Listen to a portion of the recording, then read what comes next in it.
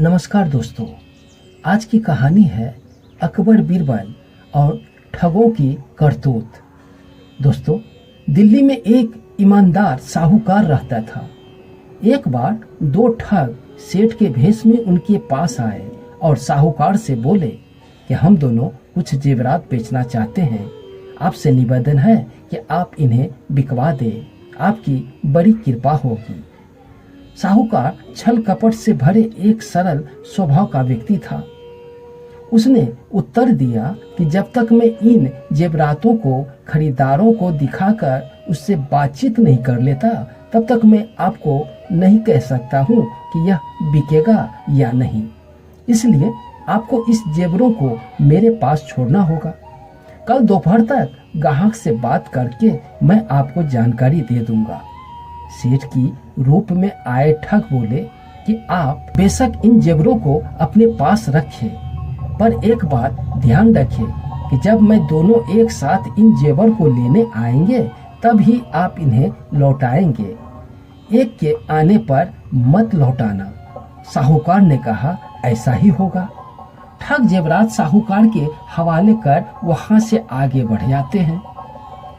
60-70 गज के फासले पर तय करने के बाद उन्होंने एक साहूकार के पास वापस आया और बोला, हम ये जेवर आपके पास नहीं छोड़ना चाहते। आप कृपया इन्हें वापस दे दीजिए। हम लोग कल दोपहर फिर आपकी सेवा में हाजिर हो जाएंगे। साहूकार ने पूछा, आपके दूसरे साथी कहाँ हैं? उस ठग ने उंगली से अपने दूसरे साथी की ओर इशारा करके साहूकार को बताया, उस तिहारे पर मेरा दूसरा साथी अपने एक मित्र से वार्तालाप कर रहा है। उनके कहने पर ही मैं आपके पास आया हूँ।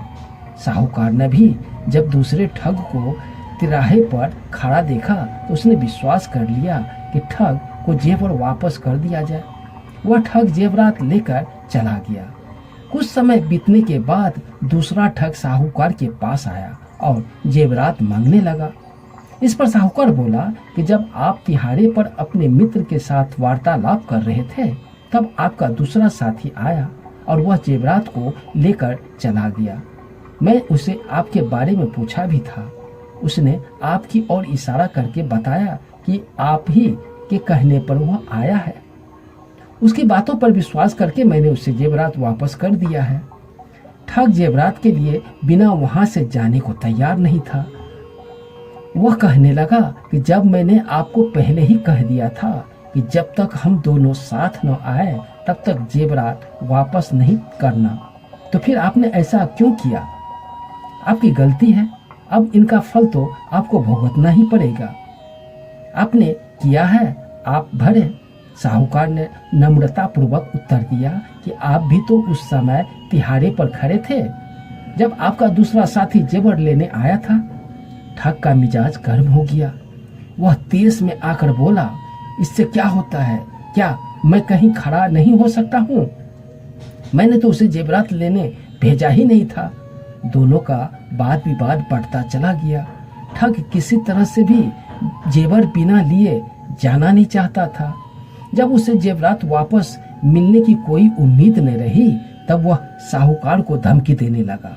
वह उसे बदनाम कर देगा और उसे जेल की हवा खिला देगा। साहूकार ने कहा, जो जी में आए वो करो।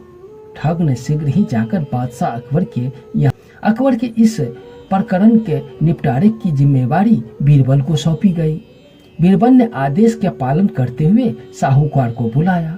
साहूकार बीरबल के सामने उपस्थित हुआ और सारी बात उसे बताते हुए बड़े बड़े विश्वसनीय महाजनों की गवाही भी दिलवाई।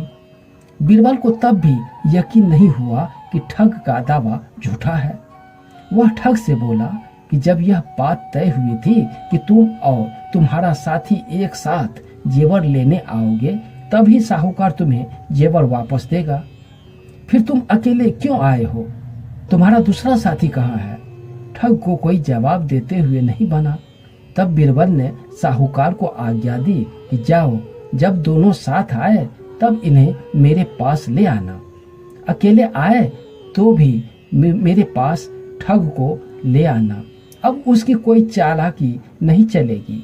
लाचार होकर वह वापस चला गया और फिर कभी भी साहूकार के पास दोबारा लौटकर नहीं आया। साहूकार इस न्याय से बहुत खुश हुआ। अकबर ने भी मन ही मन बीरबल की बुद्धिमानी की प्रशंसा करने लगे। दोस्तों, ये कहानी पसंद आई हो तो चैनल को सब्सक्राइब जरूर कर ले। मैं इसी तरह का ज्ञानवर्धक कहानियां लेकर रोज आता हूँ। धन्यवाद।